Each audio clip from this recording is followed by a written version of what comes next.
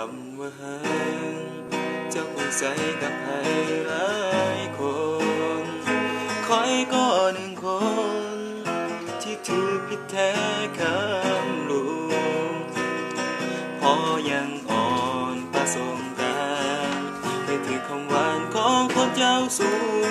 กลัวจะหูถึงลิ้นโง่เมื่อสายเกินไปอยากจะหูว่าหักแท้มีอยู่ใสอยู่ในหัวใจอยู่ในคำขอปลายดินเจ้าคงกิน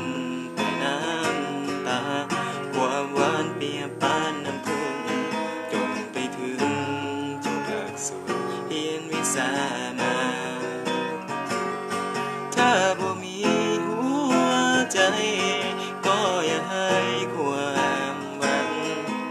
จะหักหรือสั่ง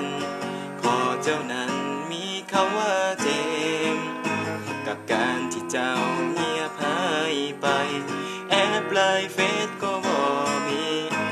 เสียงหัวใจดวงนี้ทุกนาทีมีแต่ความคิดฮอด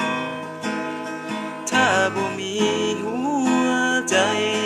ก็อย่าให้ความหวังจะหักหรือสั่งขอเจ้านั้นมีคำว่าเจ็บกับการที่เจ้าเงียบหายไปแอบไลน์เฟซก็บ่มีเสียงหัวใจ